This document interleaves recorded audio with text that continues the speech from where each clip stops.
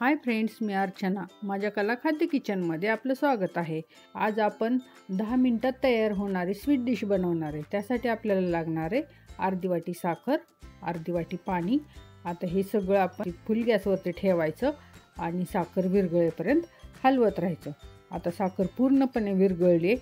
त्यामध्ये आता आपण अर्धा चमचा वेलची पावडर टाकायची फ्लेवरसाठी आणि 1 ते 2 थेंब फूड कलर टाकायचे. 1 ते 2 मिनिट हलवायचं आणि आपला गॅस बंद करून ठेवायचा. आता आपल्याला एका वाटीमध्ये फ्रेश क्रीम घ्यायची आहे 3 चमचे. ती व्यवस्थित फेटून घ्यायची आहे. त्याच्या गुठळ्या नाही झाल्या पाहिजे. एकसारखं प्लेन झालं की त्यामध्ये आपण 10 ते 12 काजू, 10 ते 12 बदाम, तुम्हाला जे ड्रायफ्रूट्स आवडतील तेवढे ड्रायफ्रूट्स घ्यायचे, मिक्सरला बारीक करायचे किंवा कट केले तरी चालतील. आणि त्यामध्ये 2 ते 3 चमचे मिल्क पावडर टाकायची. आता मी यामध्ये 10 रुपयाची मिल्क पावडर टाकलेली आहे. हे व्यवस्थित मिक्स करायचं आणि फ्रीजमध्ये ठेवायचे.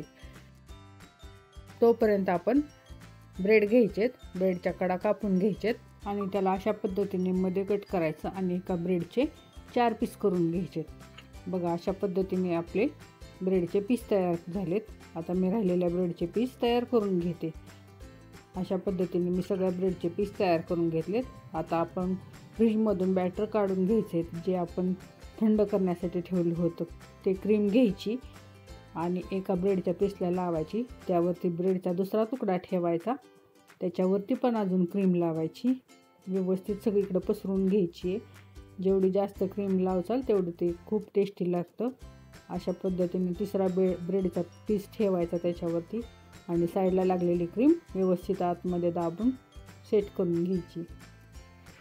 आता मी राहिलेले सगळे पीस करून घेते. आता बघा किती सुंदर दिसते. अशा पद्धतीने मी सगळे पीस करून घेतलेले आहेत आपले ब्रेडचे. आता आपला पाक पण थंड झाला आहे.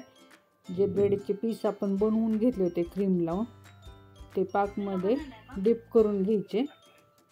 जास्त दाबायचं, जास्त वेळ भिजत ठेवायचं नाही, लगेच काढून घ्यायचं आणि थोडंसं पाक पिळून काढायचा हाताने, जास्त प्रेस करायचं नाही. आणि त्याला वरून खोबऱ्याचा किस लावायचा. चारी बाजूने असा व्यवस्थित खोबऱ्याचा किस लागला गेला हे असं एका प्लेटमध्ये काढून घ्यायचं. आता बघा सगळे पीस तयार करून घेतलेत मी. त्यावरती गार्निशिंगसाठी मी चेरी ठेवते. हे इतकं सुंदर आणि टेस्टी लागतं ना. बघा, आता 10 मिनिटात आपलं स्वीट डिश तयार झाली. आता मी तुम्हाला कट करून दाखवते. किती सॉफ्ट आहे ते.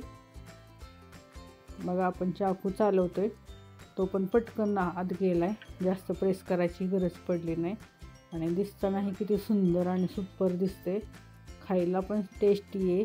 अशा पद्धतीने ही रेसिपी करून बघा. माझी रेसिपी तुम्हाला कशी वाटली ते मला कमेंटमध्ये सांगा. थँक्यू.